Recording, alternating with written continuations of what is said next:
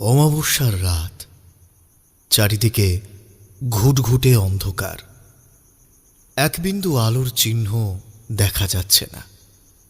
তার মধ্যেই গ্রামের মিঠো পথ ধরে নিজের বাড়ির দিকে এগিয়ে চলেছে নবীন।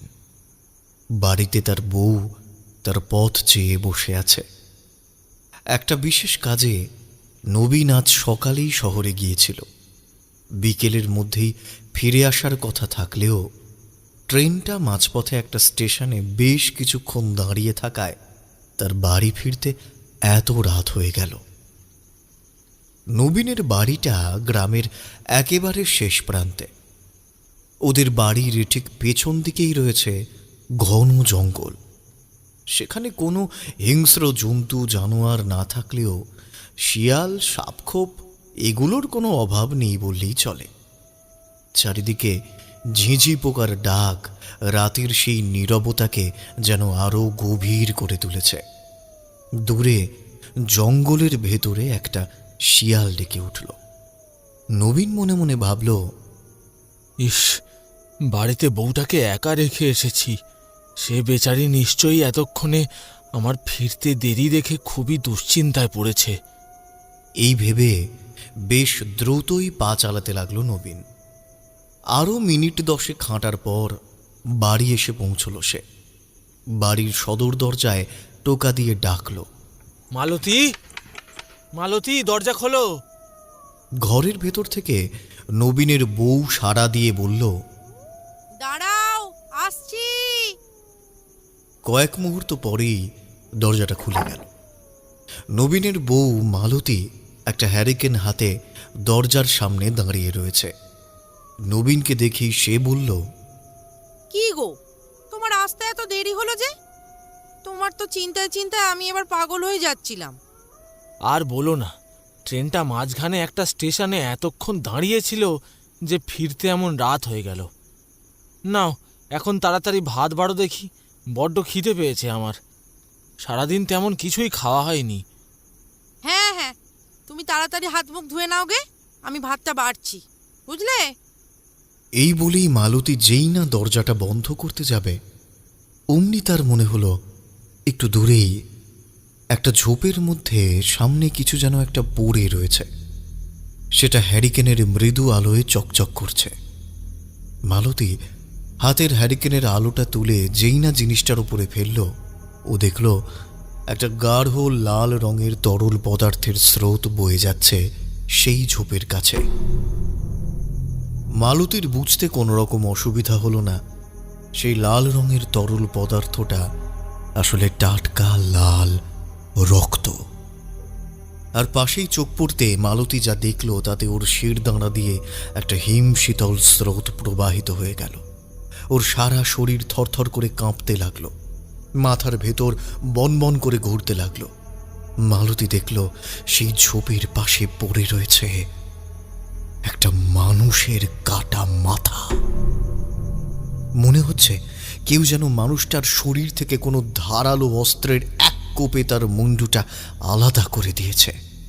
তার জিভটা ভেতর থেকে যেন একদিক ঠেলে বাইরে বেরিয়ে আসতে চাইছে, আর তার চোখ দুটো যেন এক দৃষ্টে তাকিয়ে রয়েছে মালতীর দিকে। এই দৃশ্য দেখে প্রচণ্ড ভয়ে মালতীর মুখ থেকে একটা গোঙানির মতো অস্ফুট শব্দ বেরিয়ে এলো। সে মাথা ঘুরে সেইখানেই পড়ে গেল। সেই শব্দ শুনে ঘরের ভেতর থেকে ছুটে বেরিয়ে এলো নবীন। দেখল মালতী দরজার পাশে মাটিতে চিত হয়ে পড়ে রয়েছে, তার দুই চোখে আতঙ্কের ছায়া। জ্বলন্ত হ্যারিকেনটাও তার পাশে উল্টে পড়ে রয়েছে। নবীন জিজ্ঞাসা করল, এ কি হয়েছে মালতী? তুমি এভাবে মাটিতে পড়ে গেলে কিভাবে? মালতী অনেক চেষ্টা করেও কোনো উত্তর করতে পারল না। সে শুধু তার আঙুল দিয়ে দূরে ঝোপের দিকে ইশারা করল। নবীন মাটি থেকে হ্যারিকেনটা তুলে নিয়ে সেই দিকে তাকালো। হ্যারিকেনের আলো এসে দেখল সেখানে বয়ে যাচ্ছে টাটকা লাল রক্তের ধারা। তার থেকে একটু দূরেই পড়ে রয়েছে একটা মানুষের কাটা মুন্ডু। নবীন প্রথমটায় ওর চোখকেই বিশ্বাস করতে পারছিল না।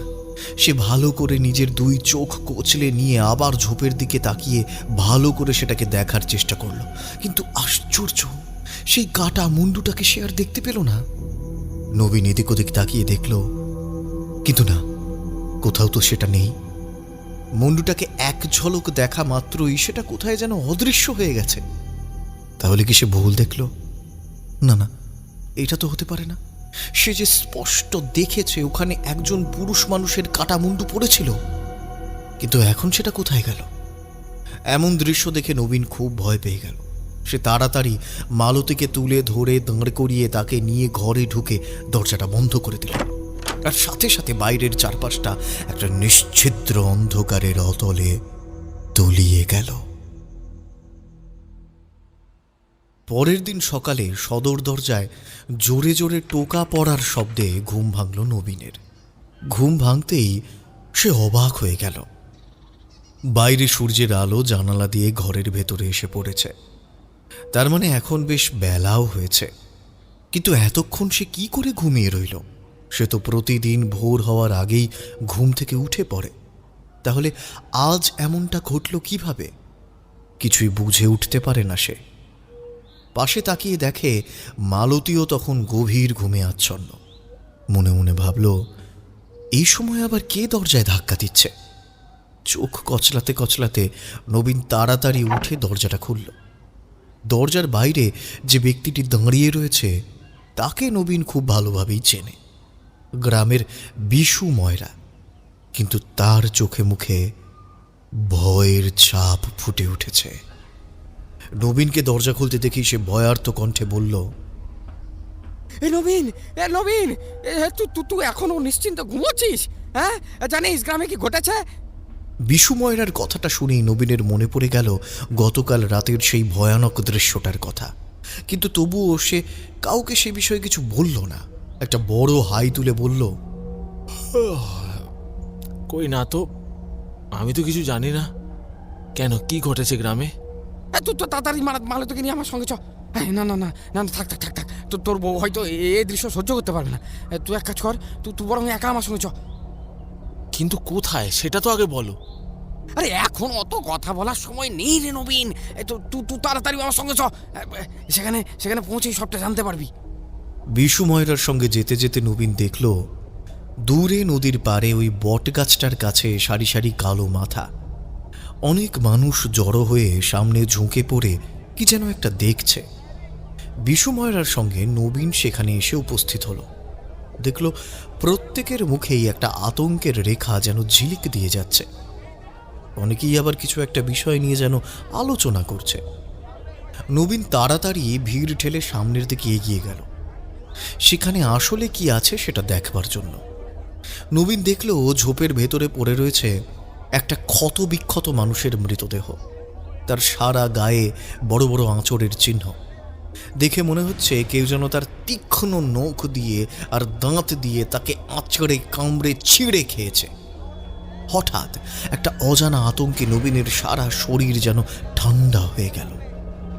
এমন সময় দেহটার বুকের কাছে চোখ পড়তেই সে দেখল মৃতদেহের হৃৎপিণ্ডের কাছে একটা বড় গভীর গর্ত। আর সেই গর্তের চারপাশে লেগে রয়েছে চাপ চাপ শুকনো রক্ত। আর সেই গর্তের ভেতর মানুষটার হৃৎপিণ্ডটা নেই। কেউ যেন সেটাকে সেই শরীরের ভেতর থেকে ছিংড়ে নিয়েছে প্রবল আক্রোশে। এমন দৃশ্য দেখে নবীন জ্ঞান হারিয়ে মাটিতে পড়ে যাচ্ছিল, কিন্তু পর মুহূর্তেই সে নিজেকে সামলে নিল। আর ঠিক তখনই সে যে দৃশ্য দেখল সেটা দেখার জন্য সে কোনোভাবেই প্রস্তুত ছিল না। সে বিস্ফারিত চোখে দেখল গতকাল রাতে হ্যারিকেনের আবছা আলোয় এক ঝলক দেখা কাটা মুন্ডুটা যেন কোনো অদৃশ্য জাদু বলে এই মৃতদেহটার উপর কেউ যেন সযত্নে প্রতিস্থাপন করেছে। নবীন কোনো মতে এতগুলো মানুষের সন্দিহান দৃষ্টি থেকে নিজেকে সামলে নিল। একবার সে ভাবল যে গতকাল রাতের সমস্ত কথা সে গ্রামবাসীদের বলে দেবে, কিন্তু পরক্ষণেই তার মনে হলো তার কথা কেউ বিশ্বাস করবে না, বরং তাকেই পাগল বলে প্রমাণিত করে ছাড়বে। আজ যদি ওকে সেসব কথা কেউ বলতো তাহলে ও কি বিশ্বাস করতে পারত? একদমই না, হেসে উড়িয়ে দিত। তাই সে কাঁপা কাঁপা কণ্ঠে অন্যান্য গ্রামবাসীদের উদ্দেশ্যে বলল, এই লোকটার এমন অবস্থা কে করলো?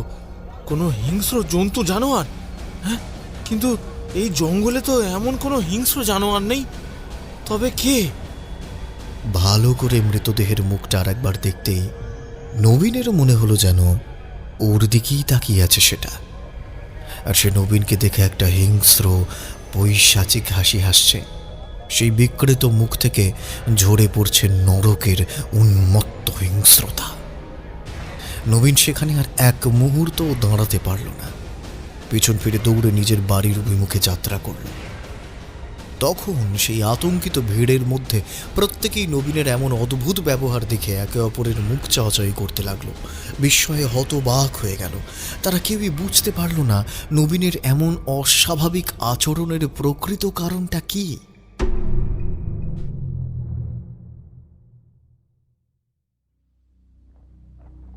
সবেমাত্র বিয়ে করেছি, নতুন বউয়ের হাতের সুস্বাদু রান্নায় আজ দুপুরের ভুরি ভোজটা বেশ ভালোই হয়েছে।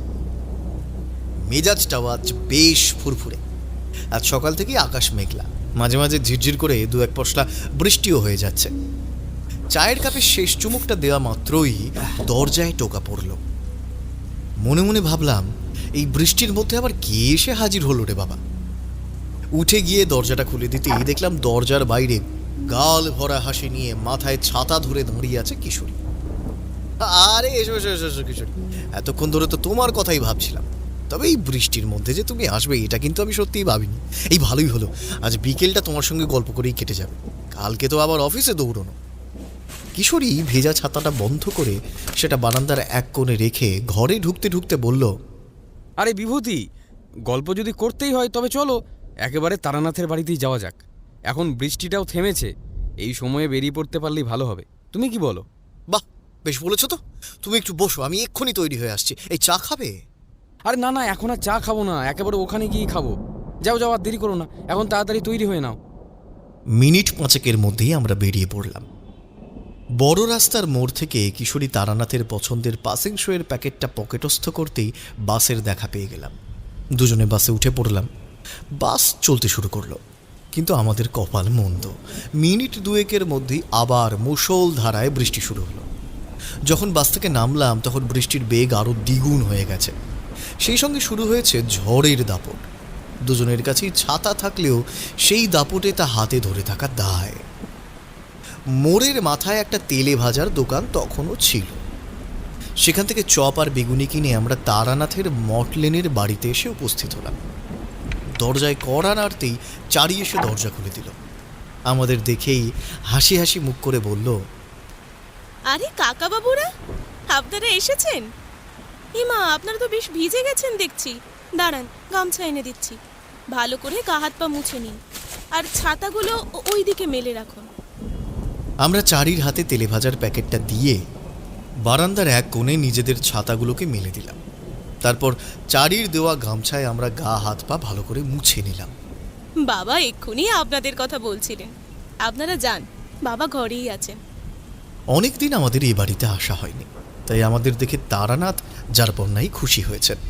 চমকিত গলায় বললেন, কি হে বিভূতি আর কিশোরী, এতদিন পরে আমার এই বাড়ির চৌকাঠে পা দিতে ইচ্ছে করলো তোমাদের? হ্যাঁ, ভুলেই তো গিয়েছিলে তোমাদের এই ঠাকুরমশাইকে। এসো এসো, ভেতরে এসো, অনেক গল্প জমে আছে, আজ তোমাদের সব বলবো।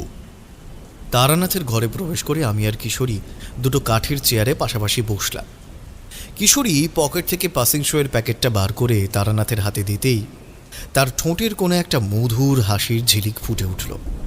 প্যাকেট থেকে একটা সিগারেট বার করে তাতে একটা শুক টান দিয়ে তারানাথ বললেন,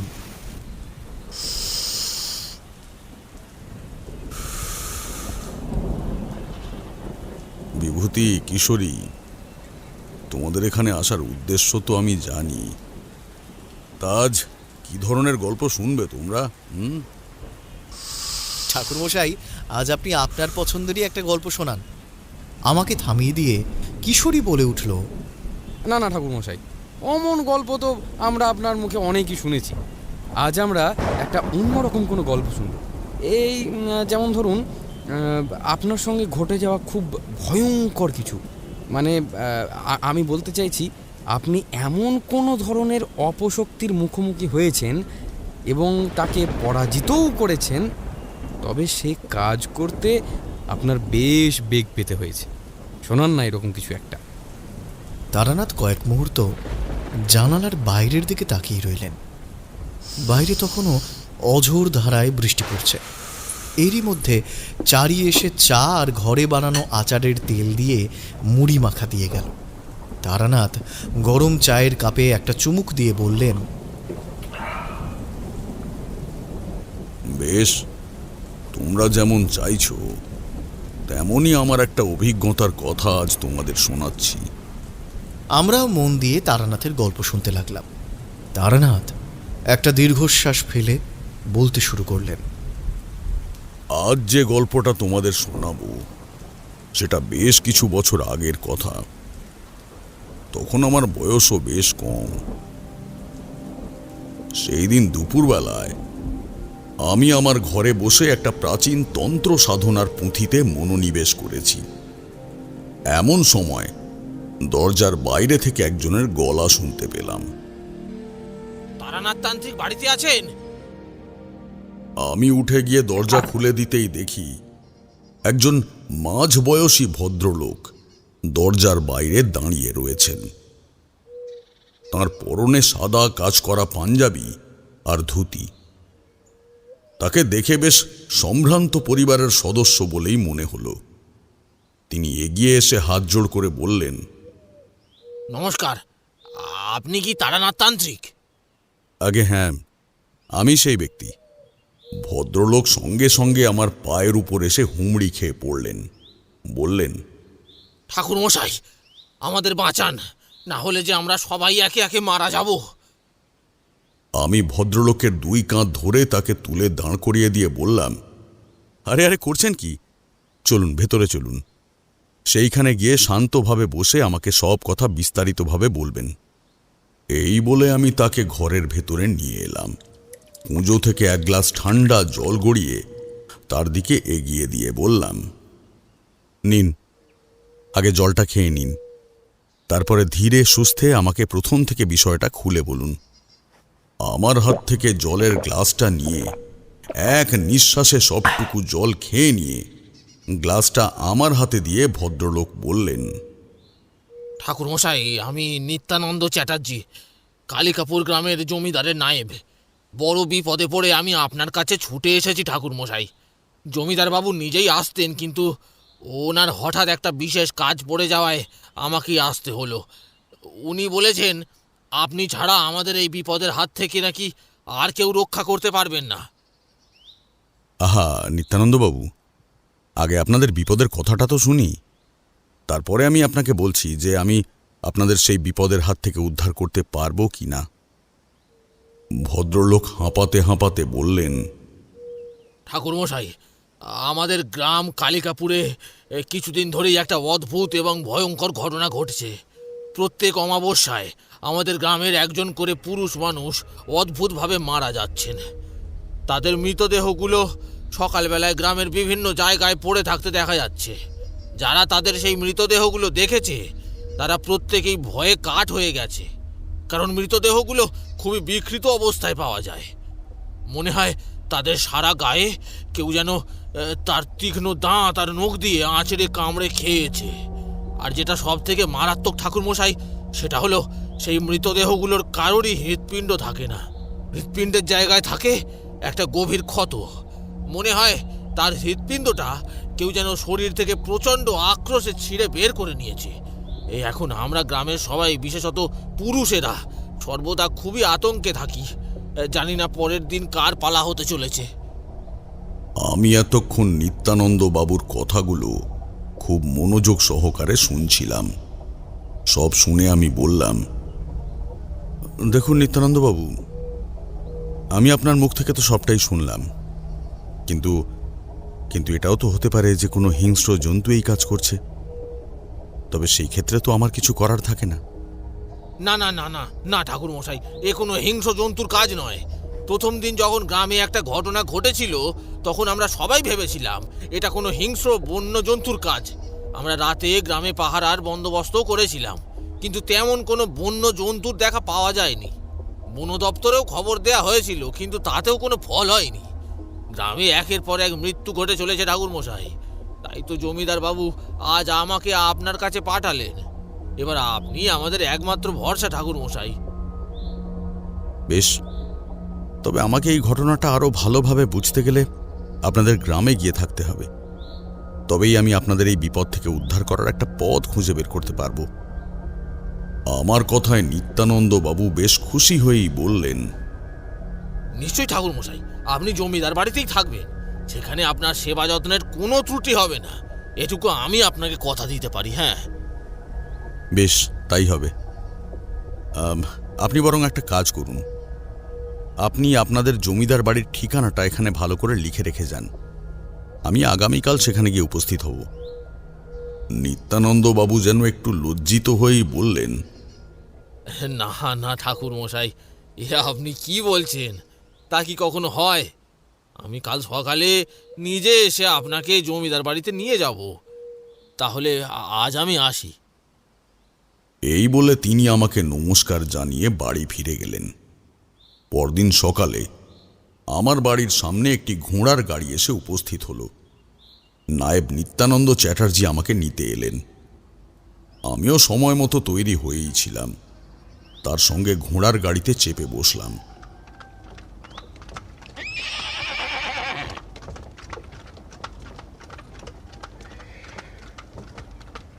আমরা যখন জমিদার বাড়ির সামনে এসে পৌঁছালাম তখন দুপুর গড়িয়ে বিকেল হয়েছে। সূর্যদেব পশ্চিম দিগন্তে ঢলে পড়েছেন। ক্লান্ত পাখিরা সবাই নিজেদের বাসায় ফিরতে তখন ব্যস্ত। আমরা ঘোড়ার গাড়ি থেকে নামলাম।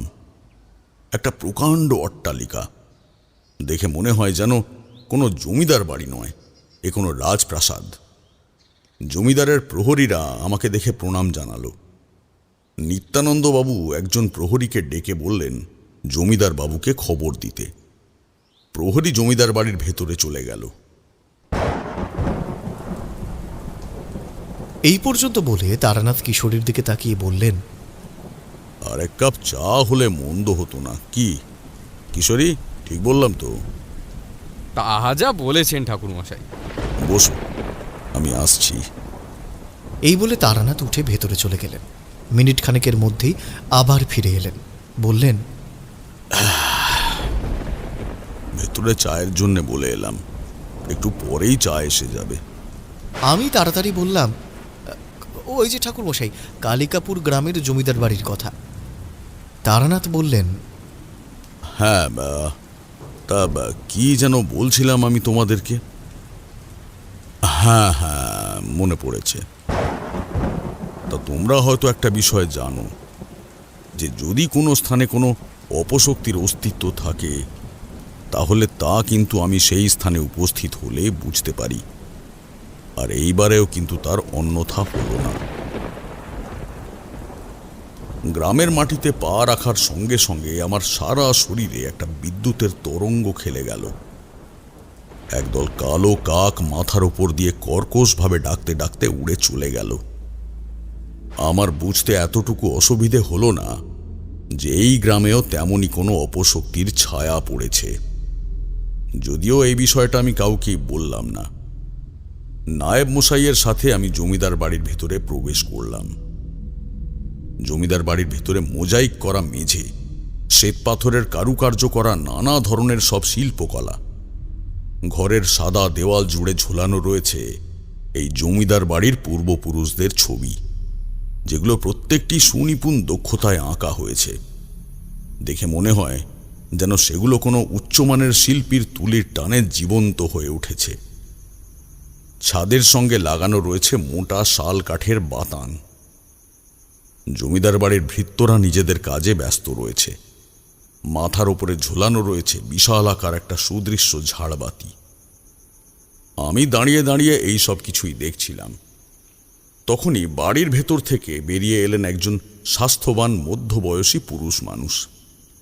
তার পরনে সাদা ধুতি আর দামি পাঞ্জাবি, পায়ে তার নাগড়াই জুতো, মাথায় ছোট ছোট কাঁচা পাকা চুল, চোখে সোনার ফ্রেমের চশমা। একজোড়া মোটা পাকানো গোঁফ যেন তার ওষ্ঠকে আবৃত করে রেখেছে। সমগ্র চেহারায় তার আভিজাত্যের ছাপ সুস্পষ্ট। দুহাত মিলিয়ে বেশ কয়েকটা দামি রত্নখচিত সোনার আংটি আর গলায় মোটা সোনার চেন। তিনি এসে আমার সামনে হাত জোড় করে দাঁড়িয়ে বললেন, আসুন আসুন ঠাকুর মশাই, আমি এই কালিকাপুর গ্রামের জমিদার ত্রিদিবেন্দ্র মুখার্জি। আমারই আদেশে নায়েব মশাই আপনাকে এই বাড়িতে নিয়ে এসেছেন। তবে আজ আর সে বিষয় নিয়ে কোনো কথা বলবো না আপনাকে। আপনি এখন ক্লান্ত, আজ রাত্রিটুকু বিশ্রাম নিন, কাল সকালে আপনার সাথে এই বিষয়ে আলোচনা করব। এই বলে জমিদার বাবু একজন পরিচারককে ডেকে আদেশ করলেন, নিবারণ, যা ঠাকুর মশাইকে ওনার ঘরে নিয়ে যা। দেখিস ওনার সেবা শুশ্রূষার যেন কোনো রকম কোনো ত্রুটি না হয়। আগে কর্তা, আসেন ঠাকুর মশাই, আমার সাথে আসেন। জমিদার বাড়ির দক্ষিণের একটি ঘরে আমার থাকবার ব্যবস্থা করা হয়েছিল। বেশ পরিপাটি করে সাজানো ঘর। বিছানার ওপর একটা সাদা ধবধবে চাদর বিছানো, আর দুটো বড় বড় বালিশ আর মশারি রয়েছে। আপনি এখানে একটু বিশ্রাম নিয়ে নেন কেমন? ঠাকুর মশাই, আমি আপনার জন্য খাবার নিয়ে আসছি। এই বলে নিবারণ ভেতরে চলে গেল। কয়েক মুহূর্ত পরেই ফিরে এলো খাবারের থালা নিয়ে। খাবারের প্রকার আর পরিমাণ দেখে আমি তাকে বললাম, আরে করেছ কি? এত খাবার কি একসাথে কেউ খেতে পারে? এ আর এমন কি ঠাকুর মশাই, কর্তা মশাই বলে দিয়েছেন আপনার সেবা যত্নে কোনো রকম ত্রুটি যেন না থাকে। আপনি খেয়ে নেন ঠাকুর মশাই, কিছু লাগলে আমারে বলবেন, আমি এই পাশেই আছি, একবার ডাকলেই আমি চলে আসব। এই বলে টেবিলের ওপর খাবারগুলো রেখে নিবারণ চলে গেল। এদিকে এতটা পথ আমি এসেছি, তার মধ্যে সকাল থেকে ভালো করে কিছু খাওয়াও হয়নি আমার। তাই নিবারণের দিয়ে যাওয়া খাবারগুলো দিয়ে তাড়াতাড়ি নিজের উদর পূর্তি করলাম। পরের দিন সকালে ঘুম থেকে উঠে আমি আমার নিত্য পূজা এবং প্রাণায়াম সেরে নিজের ঘরে বসে আছি। এমন সময় নিবারণ এসে সকালের খাবার দিয়ে গেল আর বলে গেল যে আমার খাওয়া শেষ হলেই জমিদার বাবুর কাছে সে আমাকে নিয়ে যাবে। তিনি নাকি বৈঠকখানার ঘরে আমার জন্যই অপেক্ষা করছেন। আমি তাড়াতাড়ি খাবারগুলো খেয়ে নিয়ে পাঞ্জাবিটা গায়ে চড়িয়ে নিবারণের সঙ্গে বৈঠকখানার ঘরে এলাম। জমিদার বাবু সেখানে চিন্তিত মুখে বসে চুরুট খাচ্ছিলেন। নিবারণ তাকে ডেকে বলল, কর্তা, ঠাকুর মশাই এসেছেন। আমাকে দেখেই জমিদার বাবু হাত জোড় করে আমাকে নমস্কার জানিয়ে বললেন, আসুন ঠাকুর মশাই, আমি আপনার জন্যই অপেক্ষা করছিলাম। আমি ঘরের ভিতরে প্রবেশ করলাম। বসুন। আমি জমিদার বাবুর মুখোমুখি একটা গদিযুক্ত কাঠের চেয়ারে বসলাম। জমিদার বাবু বলতে শুরু করলেন, ঠাকুর মশাই, আমাদের নায়েব বাবু আপনাকে যেটুকু বলেছে তাতে হয়তো আপনি কিছুটা হলেও বিষয়টা বুঝতে পেরেছেন। তবে আমি আপনাকে সেটা আরো বিস্তৃতভাবে বলছি। আসলে আমাদের কালিকাপুর গ্রামে বেশ কিছুদিন ধরেই একটা ভয়ানক ঘটনা ঘটছে।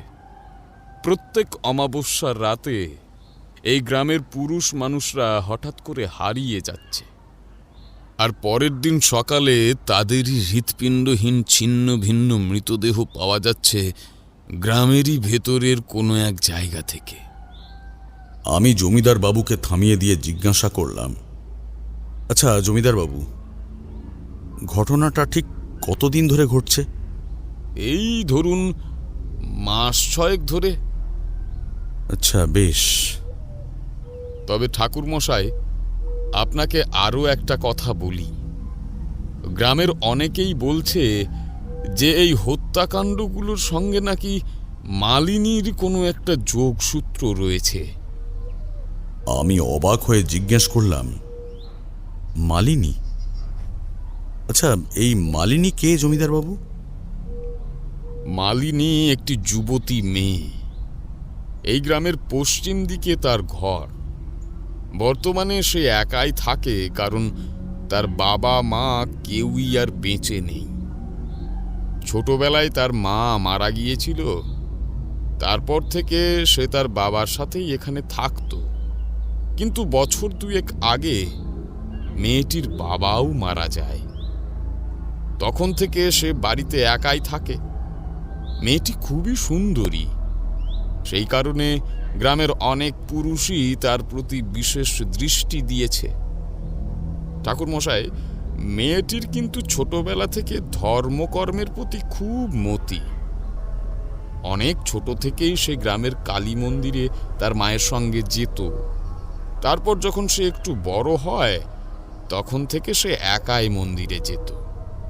মায়ের পুজোর জন্য ফুল তুলত, মন্দিরের পুরোহিতদের পুজোতে সাহায্য করত। পুজো শেষ হয়ে গেলেও সে অনেক সময় ধরে মায়ের মন্দিরের চাতালে বসে থাকত। আরও একটু বড় হওয়ার পর সে সাধু সঙ্গ করতে শুরু করে। কোনো সাধু সন্ন্যাসী এই গ্রামে আসলে মালিনী তার কাছ থেকে নানা প্রকার জ্ঞান লাভ করার আশায় তাদের কাছে ছুটে যেত। আধ্যাত্মিক জ্ঞান লাভের প্রতি তার অদম্য ইচ্ছে ছিল। বাড়িতে বসে সে বিভিন্ন শাস্ত্র পাঠও করত। কিন্তু হঠাৎ বছরখানেক আগে একদিন এই গ্রামে এক তান্ত্রিক আসেন। গ্রামের শ্মশানে তিনি নিজের সাধনা করতেন। সে খবর পেয়ে মালিনী তার কাছে ছুটে যায়। তারপর থেকে সে প্রতিদিন রাতে সেই তান্ত্রিকের কাছে শ্মশানে যেতে শুরু করে। শ্মশানে সেই তান্ত্রিকের কাছে গিয়ে সে যে কি করত তা কেউ জানে না। কিন্তু তার কাছে যাওয়ার কিছুদিনের পরেই মালিনীর ব্যবহারে কিছু অদ্ভুত পরিবর্তন লক্ষ্য করা যায়। তার সাজ পোশাকেও আসে পরিবর্তন। সে রক্তবসন পড়তে শুরু করে, কপালে লাল সিঁদুরের তিলক আর গলায় রুদ্রাক্ষের মালা। হয়তো সে ওই তান্ত্রিকের কাছে গিয়ে তন্ত্র সাধনা শিখত। এরপর থেকে সে বেশিরভাগ সময়ই ওই শ্মশানেই থাকত। মাঝে মধ্যে বাড়িতে আসতো বটে। হ্যাঁ, এইভাবেই বেশ কয়েক মাস চলছিল। কিন্তু হঠাৎই প্রায় মাস 6 আগে থাকতে সে বাড়িতে এসে থাকতে শুরু করে। আর তার ঠিক কিছুদিন পর থেকেই গ্রামে শুরু হয় সেই ভয়ানক হত্যাকাণ্ড। শোনা যায় সেই তান্ত্রিককেও নাকি আর শ্মশানে দেখা যায় না। যারা ওই শ্মশানে দাহ কার্য করতে যেত কেউই নাকি তাকে আর কোনোদিন দেখেনি। হয়তো তিনি গ্রাম ছেড়ে চলে গেছেন। এই পর্যন্ত বলে জমিদার বাবু থামলেন। এবার আমি বললাম, জমিদার বাবু, আমি তো আপনার কাছ থেকে সবটাই শুনলাম, কিন্তু আমাকে একটা কথা বলুন তো, আপনারা যে মালিনীকে এই হত্যাকাণ্ডগুলোর জন্য দায়ী করছেন তার কি কোনো প্রত্যক্ষ প্রমাণ আপনাদের কাছে আছে? জমিদার বাবু কি যেন একটা ভেবে নিয়ে বললেন, দেখুন ঠাকুর মশাই, প্রত্যক্ষ প্রমাণ আমার কাছে তো নেই, কিন্তু পরোক্ষভাবে কিছু প্রমাণ অবশ্যই আছে। সেটা কিরকম জমিদার বাবু? ঠাকুর মশাই, যেদিন প্রথম এই গ্রামে একটা হৃৎপিণ্ডহীন বিভৎস মৃতদেহ পাওয়া গিয়েছিল তখন সবাই ভেবেছিল যে এটা কোনো হিংস্র জন্তু জানোয়ার করেছে। কিন্তু অনেক চেষ্টা করেও সেই জন্তুর কোনো খোঁজ পাওয়া গেল না। কিন্তু পরের মাসে গ্রামের দক্ষিণ দিকের একটা ফাঁকা জায়গা থেকে পাওয়া গেল বাদলের হৃৎপিণ্ডহীন মৃতদেহ। বাদল এই গ্রামেরই ছেলে, বয়স তার ওই 25-26 হবে। পরের দিন ভোরবেলা সবাই যখন ওর মৃতদেহ দেখতে গিয়েছিল তখন আমাদের গ্রামের একজন বয়োজ্যেষ্ঠ ব্যক্তি পুলকেশ চক্রবর্তী বলছিলেন যে গত রাতে উনি নাকি বাদলকে ওই মালিনীর ঘরের দিকে যেতে দেখেছিলেন। পুলকেশ বাবুর কাছ থেকে এই কথা শোনার পর গ্রামবাসীরা সবাই দল বেঁধে ছুটে গিয়েছিল মালিনীর বাড়িতে। তাকে গিয়ে বাদলের কথা জিজ্ঞাসা করা হলে মালিনী পুরো বিষয়টাকে অস্বীকার করে গেল। বলল, এ কথা আপনাদের কে বলেছে যে বাদল গতকাল রাতে আমাদের বাড়িতে এসেছিল? পুলকেশবাবু গ্রামবাসীদের মধ্যে উপস্থিত ছিলেন। তিনি জোর গলায় বললেন, আমি বলেছি। তুমি মিথ্যে বলছো পুলকেশ জেঠু। মালিনীর এ কথায় পুলকেশবাবু একটু রেগে গেলেন। তিনি ক্রুদ্ধ স্বরে বললেন, কি? আমি মিথ্যে বলেছি? আমি গতকাল রাতে নিজের চোখে দেখেছি বাদলকে তোর ঘরের দিকে আসতে। পুলকেশবাবুর মুখ থেকে এ কথা শুনে মালিনী হঠাৎ জোরে জোরে হাসতে লাগল। ওর সেই হাসিতে সেখানে উপস্থিত সবাই বেশ ভয় পেয়ে গেল, কারণ সেই হাসির ভিতর কিছু যেন একটা লুকোনো ছিল। কিন্তু সেটা যে কি তা কিন্তু কেউ ধরতে পারল না। এমনিতেই মেয়েটা তন্ত্র সাধনা করে বলে ওর থেকে সবাই দূরে দূরেই থাকতো। তাই সেদিন মালিনীকে আর কেউ কোনো কথা না বলে যে যার বাড়িতে ফিরে গেল। এরপর থেকে প্রতি অমাবস্যার রাতে গ্রামের একজন করে পুরুষ মানুষের এইরকমই বিভৎস হৃৎপিণ্ডহীন মৃতদেহ পাওয়া যেতে লাগলো গ্রামেরই বিভিন্ন জায়গায়। এই গত মঙ্গলবার গ্রামের ওই নদীর ধারে একজনের বিভৎস মৃতদেহ পাওয়া গিয়েছিল। যদিও ছেলেটিকে কেউ চিনতে পারেনি, হয়তো সে অন্য কোথাও থেকে গ্রামে এসেছিল। এবার আপনি বলুন ঠাকুর মশাই, এখন আমরা কি করব? এভাবে চলতে থাকলে যে এই কালিকাপুর গ্রাম পুরুষ শূন্য হয়ে যাবে। আপনি কিছু একটা করুন ঠাকুর মশাই, কিছু একটা করুন। আমি এতক্ষণ জমিদার ত্রিদিবেন্দ্র মুখার্জির কথাগুলো শুনছিলাম। সব শুনে আমি তাকে বললাম, ঠিক আছে জমিদার বাবু, আমি তো সব কথাই শুনলাম, আপনি চিন্তা করবেন না। আমি যখন এখানে একবার এসে পড়েছি তখন নিশ্চয়ই কিছু একটা ব্যবস্থা তো করবই। তবে তার আগে আমাকে জানতে হবে যে এই হত্যাকাণ্ডগুলো আসলে ঘটাচ্ছেটা কে। জমিদার বাবু বললেন, কে আর ঘটাবে ঠাকুর মশাই? ওই মালিনী সবকিছুর জন্য দায়ী। আপনি একবার ওর সঙ্গে কথা বলুন ঠাকুর মশাই। আমাদের কাছে কিছু স্বীকার না করলেও হয়তো আপনার কাছে তো কোনো কিছু লুকোতে পারবে না ও। আমি কয়েক মুহূর্ত ভেবে নিয়ে বললাম, দেখুন জমিদার বাবু, আপনি যখন বলছেন তখন মালিনীর সঙ্গে আমি অবশ্যই কথা বলবো, কিন্তু তার আগে আমাকে নিশ্চিত হতে হবে যে এই হত্যাকাণ্ডগুলোর একমাত্র দায় কি মালিনীর ওপর বর্তায়, নাকি এর পেছনে আসল অপরাধী অন্য কেউ। আমার কথা শুনে জমিদার বাবু কয়েক মুহূর্ত অবাক হয়ে আমার দিকে তাকিয়ে রইলেন।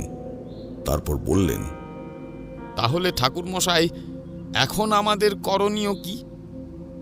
আপনাদের কিছুই করতে হবে না জমিদার বাবু, যা করার আমিই করব। তবে হ্যাঁ, তার আগে আমাকে আপনাদের গ্রামটা একবার ভালো করে ঘুরে দেখতে হবে। বেশ তো, তাহলে আপনি কখন যেতে চান বলুন, আমার লোকেরাই আপনাকে এই গ্রামটা ঘুরিয়ে দেখিয়ে দেবে। না না জমিদার বাবু, তার কোনো প্রয়োজন নেই। আমি একাই এই গ্রামটা ঘুরে দেখতে চাই, তাতে আমারও কিছুটা সুবিধাই হবে। আচ্ছা বেশ, আপনি যেমনটা চাইবেন তেমনটাই হবে ঠাকুর মশাই। এরপর আমি বেরিয়ে পড়লাম কালিকাপুর গ্রামটা ঘুরে দেখার উদ্দেশ্যে। গ্রামটা খুবই সুন্দর, যতদূর চোখ যায় শুধুই সবুজের সমাহার। তার মধ্যে ছোট ছোট একচালা দোচালা বাড়িগুলো গ্রামটাকে যেন আরো সুন্দর করে তুলেছে। তবে গ্রামে অদ্ভুত কোনো কিছুই কিন্তু আমার চোখে পড়ল না। হাঁটতে হাঁটতে আমি গ্রামের কালী মন্দিরে এসে উপস্থিত হলাম। এইখানে বেদির ওপর প্রতিষ্ঠিত মা কালীর একটি পাথরের তৈরি বিগ্রহ দেখে বোঝা যায় যে এই মন্দিরে রোজ দুবেলা নিয়ম করে পুজো হয়। সেইখানে কিছুক্ষণ থেকে আমি মাকে প্রণাম করে আবার হাঁটতে শুরু করলাম। এইবার আমি গ্রামের শ্মশানে এসে উপস্থিত হলাম। সেইখানেও আমি তেমন কিছু কিন্তু দেখতে পেলাম না যার সঙ্গে এই হত্যাকাণ্ডগুলোর কোনো যোগসূত্র থাকতে পারে বলে মনে হয়। আমি শ্মশান থেকে বেরিয়ে এলাম। তারপরে এগিয়ে চললাম পশ্চিম দিকে মালিনীর বাড়ির দিকে। একটা ছোট একচালা মাটির ঘর, তার উপরে খড়ের ছাউনি দেওয়া। আমি ঘরের সামনে এগিয়ে গেলাম, দেখলাম দরজাটা ভেজানো রয়েছে। আমি বাইরে থেকেই ডাকলাম, বাড়িতে কেউ আছেন? বড় তেষ্টা পেয়েছে, একটু জল দিন না। কিন্তু বেশ কয়েকবার ডাকার পরেও ঘরের ভেতর থেকে কেউ বেরিয়ে এলো না। আমিও এগিয়ে গিয়ে দরজা একটা আলতো ঠেলা দিতেই সেটা খুলে গেল। দরজা দিয়ে উঁকি মেরে দেখলাম ঘরের ভিতরে কেউ নেই। এইবারে আমি ঘরের ভিতরে প্রবেশ করলাম। ঘরের এক কোণে একটা ছোট্ট চৌকি পাতা, আর তার পাশে রয়েছে একটা মাটির কুঁজো। এছাড়া ঘরে তেমন কোনো আসবাবপত্র নেই, শুধু কয়েকটা বাসনপত্র, একটা হ্যারিকেন, এই সবই আর কি। আর রয়েছে কিছু প্রাচীন পুঁথি, কিছু তন্ত্র সাধনার বই। বুঝলাম জমিদারবাবু ঠিকই বলেছিলেন, মালিনীর আধ্যাত্মিকতা এবং তন্ত্র সাধনার ওপর বিশেষ আগ্রহ রয়েছে।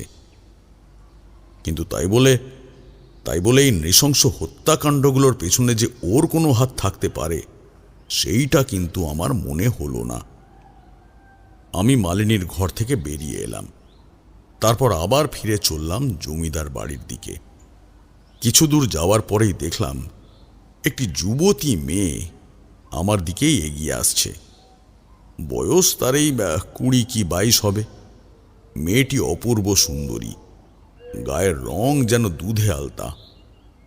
তার পরনে লাল পাড় আর সাদা শাড়ি, কোমর পর্যন্ত বিছানো এলো চুল। মেয়েটি আমার আরও একটু কাছে আসতেই তাকে আরও ভালো করে দেখতে পেলাম।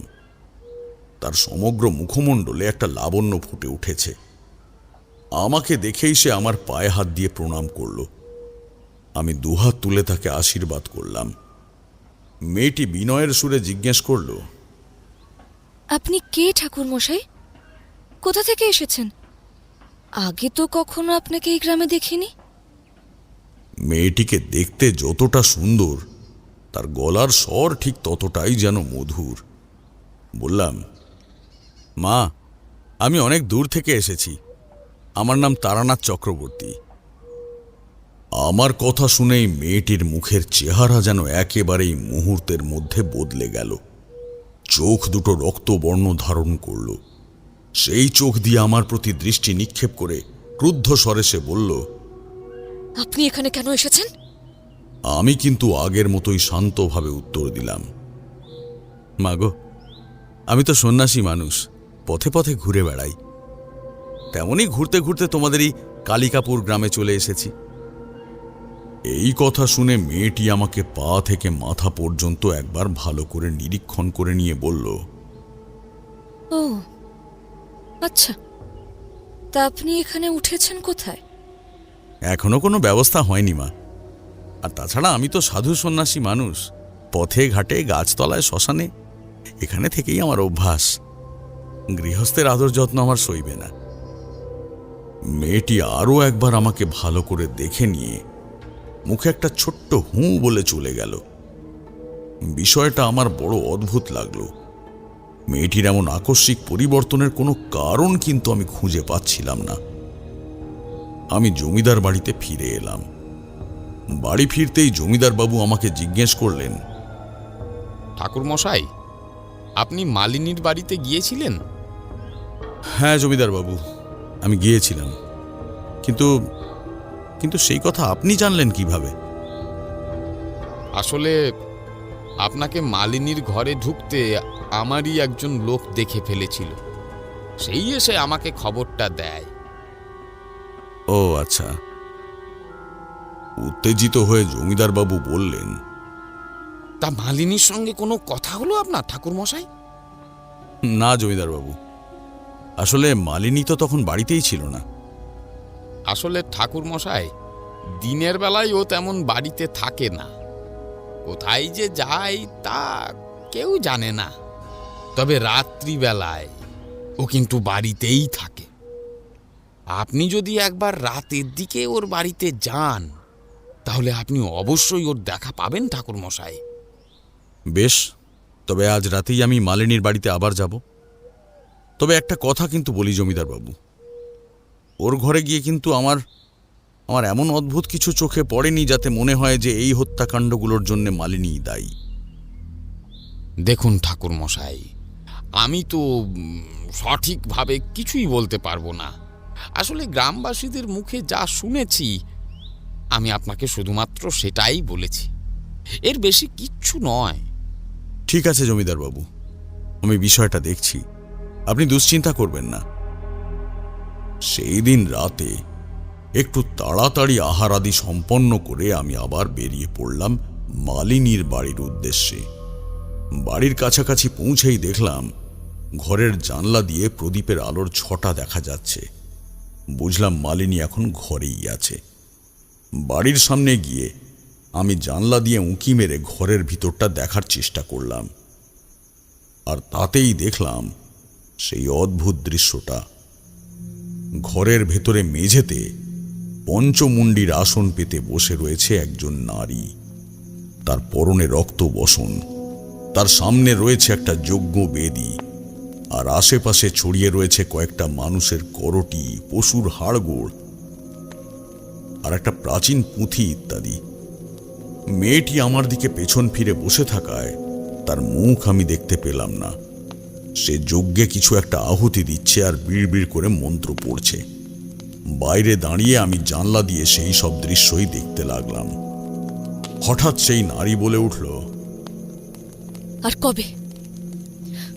কবে আমি সেই ব্রহ্মজ্ঞানের অধিকারিণী হব?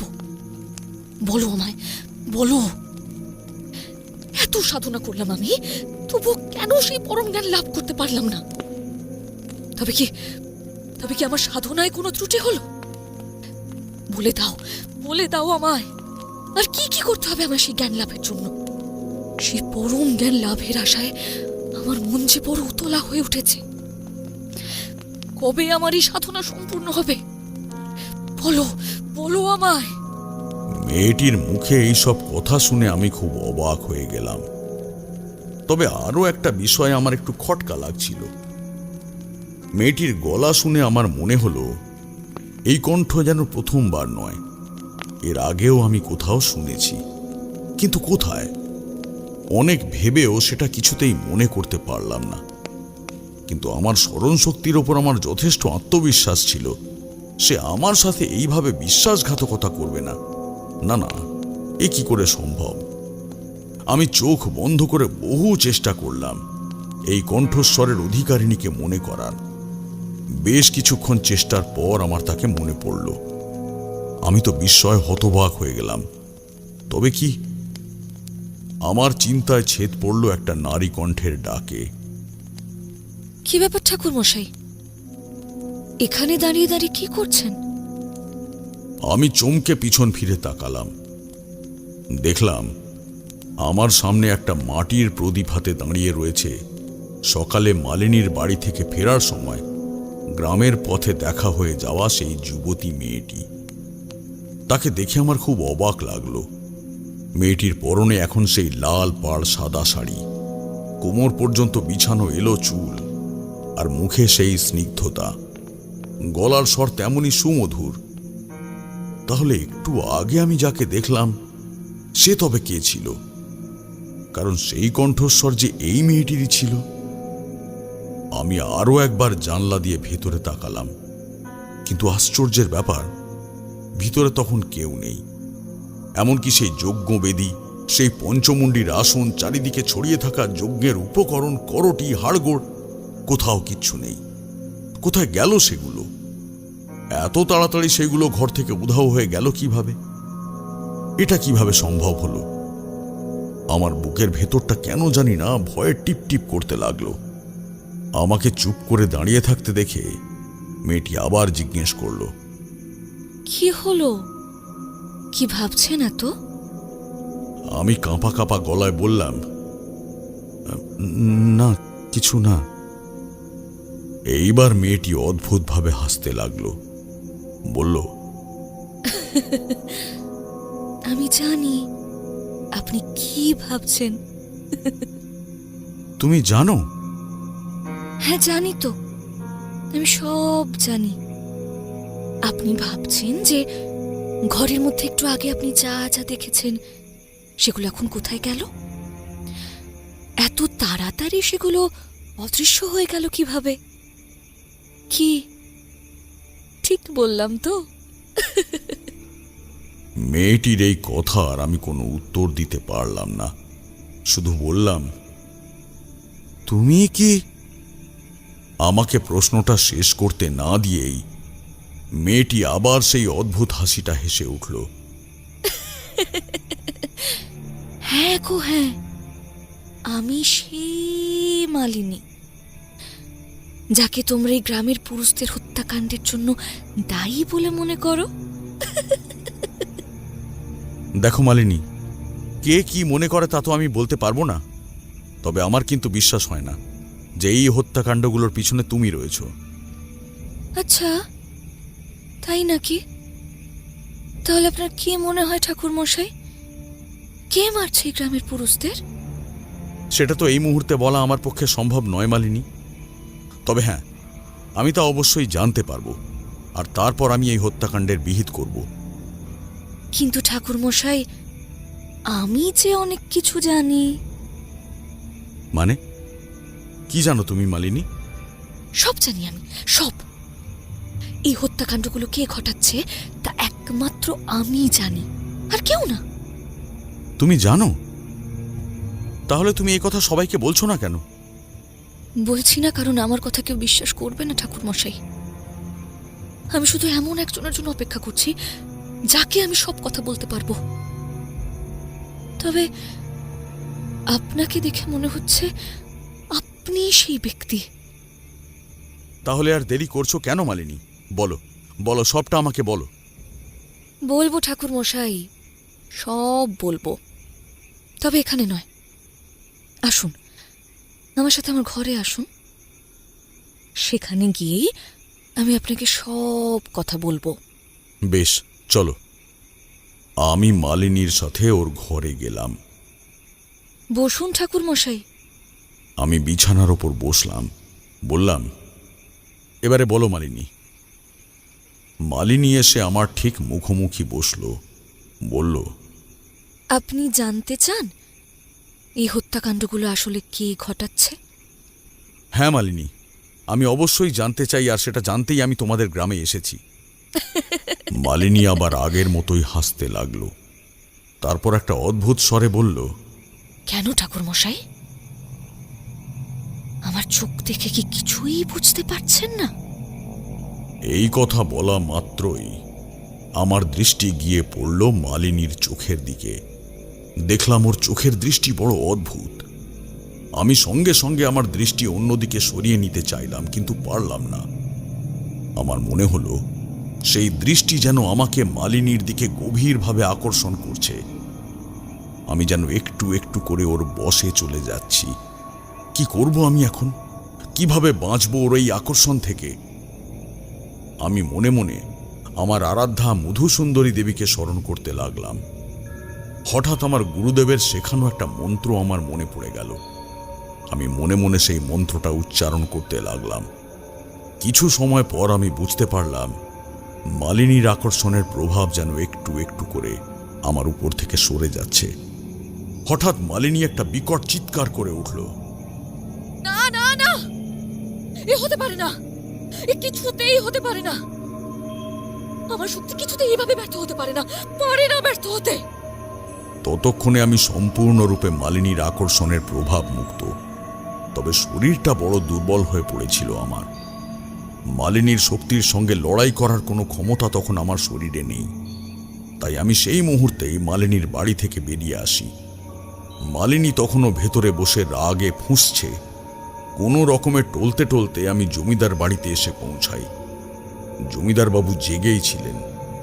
আমাকে ওইভাবে ফিরে আসতে দেখেই তিনি উদ্বিগ্ন কণ্ঠে জিজ্ঞেস করলেন, কি ব্যাপার ঠাকুর মশাই, আপনার কি হয়েছে? মানে আপনার কি শরীরটা খুব খারাপ লাগছে? আপনি ব্যস্ত হবেন না জমিদার বাবু, আমি ঠিক আছি। আমি নিজের ঘরে চলে এলাম। জমিদার বাবু আমার সঙ্গে এসেছিলেন। ঘরে রাখা কুঁজো থেকে একটু ঠান্ডা জল খেয়ে আমার শরীরটা যেন কিছুটা হলেও ধাতস্থ হলো। জমিদার বাবু আমাকে জিজ্ঞেস করলেন, ঠাকুরমশাই, আপনার মালিনীর সাথে কি সাক্ষাৎ হয়েছে? হ্যাঁ জমিদার বাবু, মালিনীর সাথে আমার সাক্ষাৎ হয়েছে। আর আপনি ঠিকই বলেছিলেন, আপনাদের গ্রামের এই হত্যাকাণ্ডগুলোর পেছনে মালিনীর হাত রয়েছে। তবে জমিদার বাবু, আমার মনে হয় মালিনী শুধু একা নয়, ওর সঙ্গে আরও কেউ রয়েছে। সে কে ঠাকুরমশাই? আমাদের গ্রামেরই কেউ কি?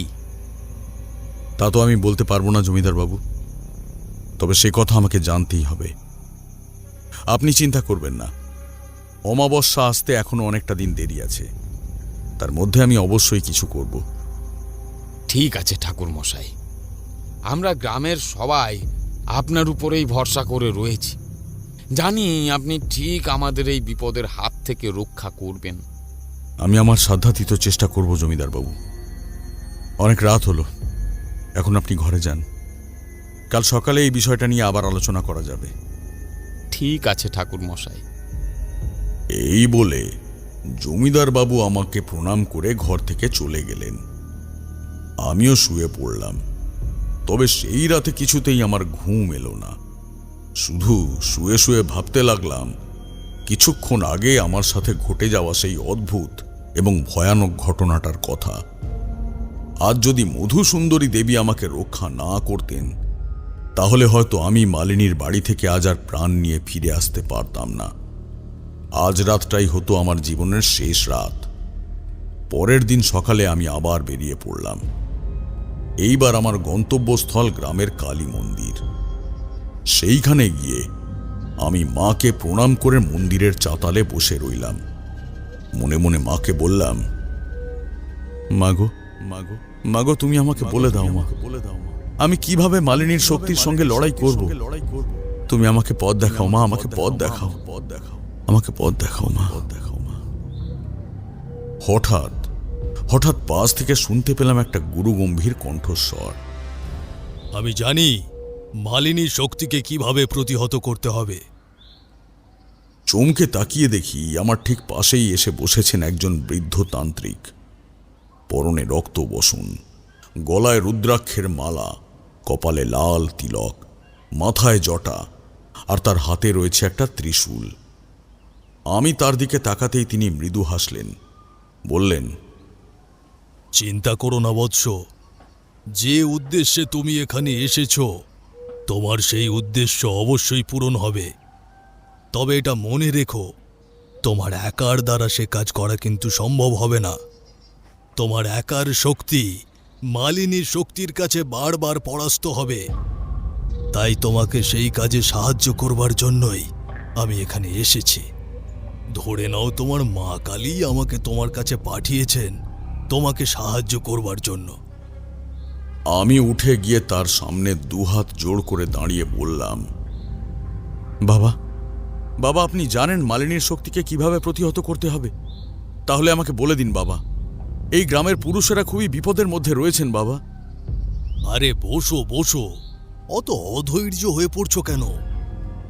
সেই উপায় আমি তোমাকে অবশ্যই বলবো। কিন্তু তুমি কি জানো কার শক্তিতে মালিনী আজ এত শক্তিশালী হয়ে উঠেছে? না তো বাবা, আমি তো তা জানি না। কেন, আপনি কি জানেন? এইবার সেই তান্ত্রিক হেসে উঠলেন, তারপর বললেন, জানি বই কি। তবে আমাকে বলুন কে সে? তবে শোনো, আজ থেকে প্রায় 1 বছর আগে এই গ্রামে একজন তান্ত্রিক এসেছিলেন। গ্রামের শ্মশানে বসে তিনি সাধনা করতেন। মালিনী তাকে কাজে সাহায্য করত।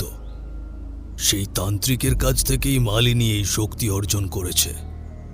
আর এখন তিনি দূর থেকে তার শক্তির দ্বারা মালিনীকে পরিচালনা করছেন। তবে তুমি চিন্তা করো না, সেই তান্ত্রিককে প্রতিহত করবার উপায় আমার জানা আছে। সামনের অমাবস্যা এক বিশেষ তিথি, সেই দিনই আমি সেই তান্ত্রিককে প্রতিহত করবার জন্য একটা বিশেষ যজ্ঞ করব। তবে সেই যজ্ঞ স্থানে তোমাকে উপস্থিত থাকতে হবে। ঠিক আছে বাবা, আমি অবশ্যই উপস্থিত থাকব। ঠিক আছে, তুমি বাড়ি যাও। আমি কিছুক্ষণ মায়ের কাছে বসি, তারপর ওই শ্মশানের দিকে যাব। সেখানেই আমি মায়ের সাধনা করব। এরপর আমি সেখান থেকে আবার জমিদার বাড়িতে ফিরে আসি। সেইখানে ফিরে জমিদার মশাইকে ডেকে সব কথা জানাই। সেই যজ্ঞের কথা শুনে জমিদার মশাইও কিছুটা যেন দুশ্চিন্তা মুক্ত হলেন। এরপর মাঝের কয়েকটা দিন বিশেষ কোনো কাজ ছিল না আমার। তবে সেই তান্ত্রিককে আমি গ্রামের আর কোথাও দেখতে পেলাম না। আমি শ্মশানেও গিয়েছিলাম তার খোঁজ করতে, কিন্তু সেইখানেও তার কোনো চিহ্ন মাত্র নেই। এমনকি এটাও জানতে পারলাম যে কোনো গ্রামবাসীও নাকি তাকে দেখেনি। একবার ভাবলাম তান্ত্রিক হয়তো চলে গেছেন, হয়তোবা তিনি সেই দুষ্ট তান্ত্রিকের সঙ্গে লড়াইয়ে পেরে উঠবেন না ভেবেই এই গ্রাম পরিত্যাগ করেছেন।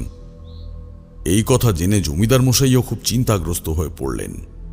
আমিও মনে মনে ভাবছিলাম যে এইবার কিভাবে ওই তান্ত্রিকের অপশক্তির সঙ্গে আমি একা লড়াই করব, কিভাবে বাঁচাবো এই কালিকাপুর গ্রামের নিরীহ মানুষগুলোকে। সেই দিন রাতে আমি মায়ের মন্দিরে গেলাম। সেইখানে গিয়ে আমি ধ্যানে বসলাম। হঠাৎ কিছু একটা এসে আমার কোলের উপর পড়ল। চোখ খুলে দেখলাম একটা রক্ত জবা ফুল। আমি বুঝলাম এটা মায়ের আশীর্বাদী ফুল। আমি তাড়াতাড়ি ফুলটা হাতে তুলে নিয়ে সেটা কপালে ঠেকালাম, আর পর মুহূর্তেই শুনতে পেলাম, তারানাথ, তুই চিন্তা করিস না।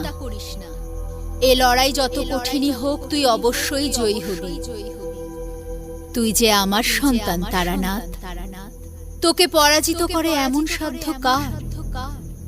আর পর মুহূর্তেই শুনতে পেলাম মায়ের সেই স্নেহমাখা কণ্ঠস্বর। মায়ের অভয়বাণী পেয়ে আমি ফুলটা আমার কাঁধের ঝুলিতে নিয়ে জমিদার বাড়িতে ফিরে এলাম। আমি মনে মনে ভাবলাম, আগামী পরশু অমাবস্যা, তার মধ্যেই আমাকে কিছু একটা করতেই হবে, না হলে যে আবার একজন নিরীহ মানুষের প্রাণ যাবে ওই মালিনীর হাতে। না না না না, এ আমি কিছুতেই হতে দেব না। আমি তারানাথ তান্ত্রিক, মা কালীর সাধক। আমি থাকতে কোনো অপশক্তি এই গ্রামের আর কারোর প্রাণ নিতে পারবে না। আমি অবশ্যই তাকে রক্ষা করব। কিন্তু কিন্তু কিভাবে কিভাবে রক্ষা করব? সেই রাতটাও আমার নিদ্রাহীনভাবেই কাটল। পরের দিনটাও আমি বেশিরভাগ সময়টাই মায়ের মন্দিরে বসে কাটালাম। রাতে জমিদার বাড়ির সবাই ঘুমিয়ে পড়ার পর আমি আবার সেই মন্দিরে গেলাম। বিভোর হয়ে মায়ের মৃন্ময়ী রূপের দিকে তাকিয়ে রইলাম। এমন সময় হঠাৎ পিছন থেকে এক পরিচিত কণ্ঠস্বর, আগামীকালই কিন্তু বিশেষ যজ্ঞের দিন, মনে আছে তো তারানাথ? পেছনে তাকিয়ে দেখি সেদিনের সেই তান্ত্রিক। আমি উঠে দাঁড়িয়ে তাকে প্রণাম করে বললাম, বাবা আপনি এতদিন কোথায় ছিলেন? সেদিনের পর থেকে তো আপনাকে আর এই গ্রামে দেখিনি। আমার কথা শুনে তান্ত্রিক হাসতে লাগলেন, বললেন,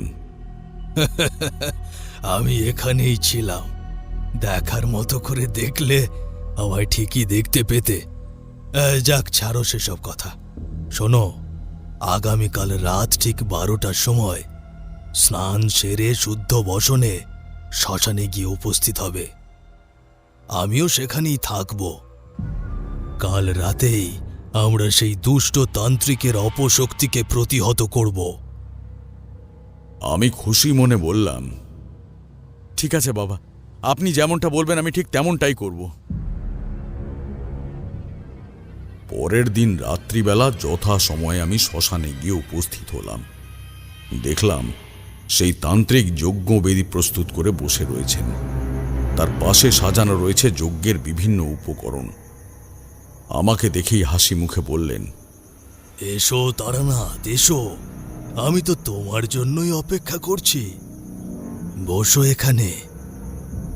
আমি তান্ত্রিকের পাশে পেতে রাখা একটা আসনের উপর বসলাম। তিনি বললেন, এবার আমি আমার যজ্ঞ শুরু করব তারানাথ, তুমি প্রস্তুত তো? আমিও দৃঢ় কণ্ঠে বললাম, হ্যাঁ বাবা, আমি প্রস্তুত। বেশ।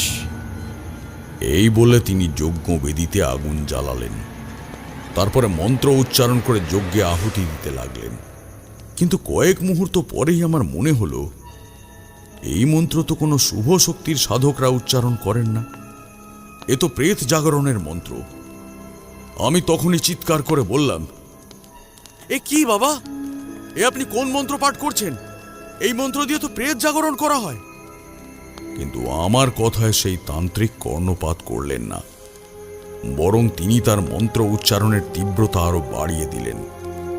আর তখনই আমি দেখলাম একটু দূর থেকে আমাদের দিকে ছুটে আসছে মালিনী। তার পরনে রক্ত বসন, গলায় রুদ্রাক্ষের মালা, কপালে লাল তিলক। এইবার তান্ত্রিক তার মন্ত্রপাঠ থামিয়ে বললেন, আয় মা, আয়, আজ তোর বহুদিনের মনস্কামনা পূর্ণ হবে। আজ এই বিশেষ অমাবস্যা তিথিতে তুই সেই পরম জ্ঞানের অধিকারিণী হবি।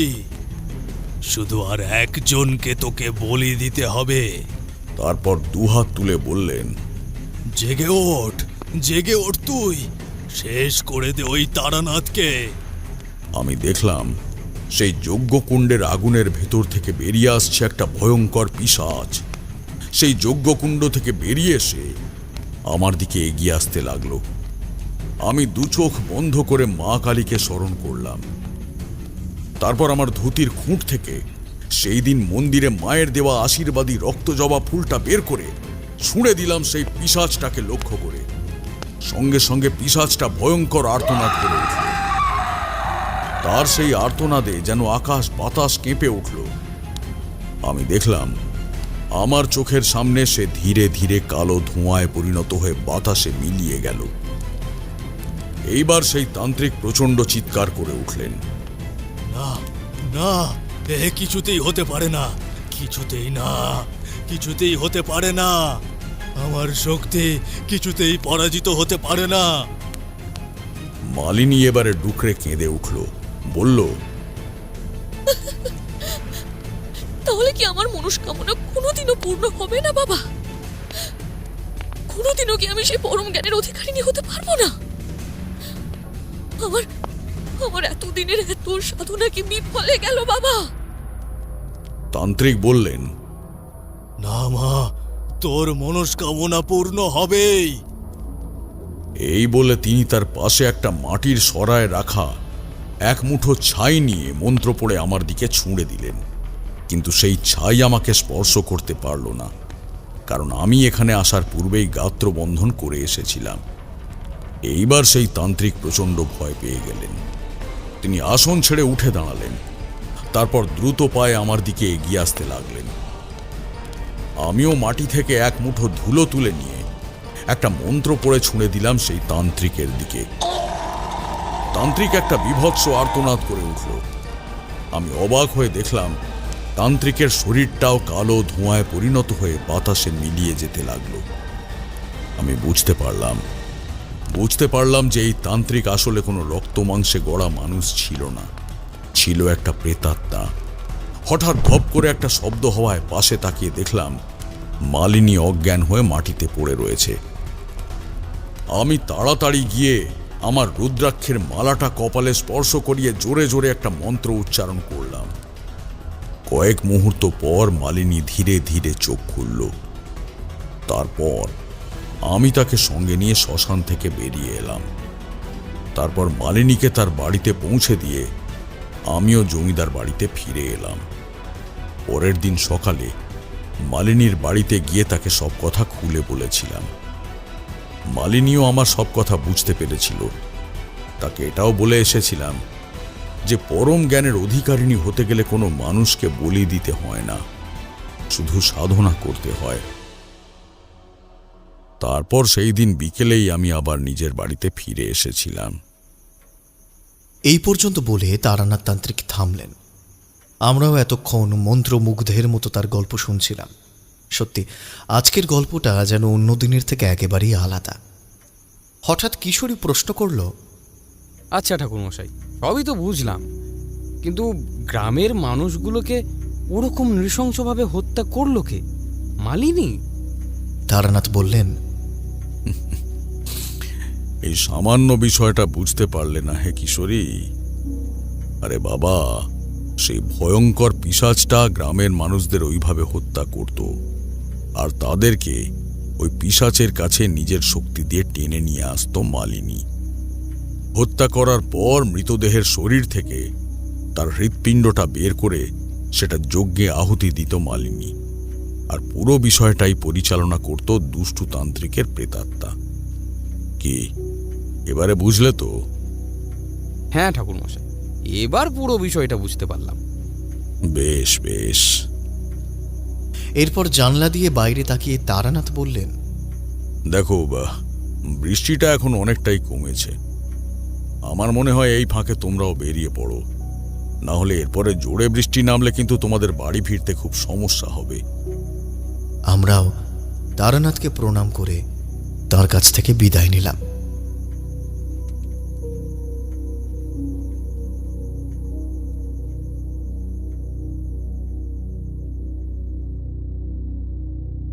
শুনছিলেন মিলি ঘোষের কলমে তারানাথ ও কালী কাপুরের বিভীষিকা। তারানাথ তান্ত্রিকের চরিত্রে অমিত, বিভিন্ন চরিত্রে ঋতম, সৌম্যজিৎ, জ্যোতির্ময়, সৌমিতা, সুজন, প্রণীত, উর্নিশা, সোমা, সুরজিতা এবং সৌর। সমগ্র গল্পের কণ্ঠাভিনয় নির্মাণ করেছে ঋতুরাজ স্টুডিও।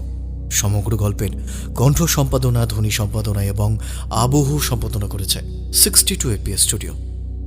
গল্প শুনে ভালো লাগলে অবশ্যই আমাদের চ্যানেলটা সাবস্ক্রাইব করে বেল আইকনটা প্রেস করে রাখবেন।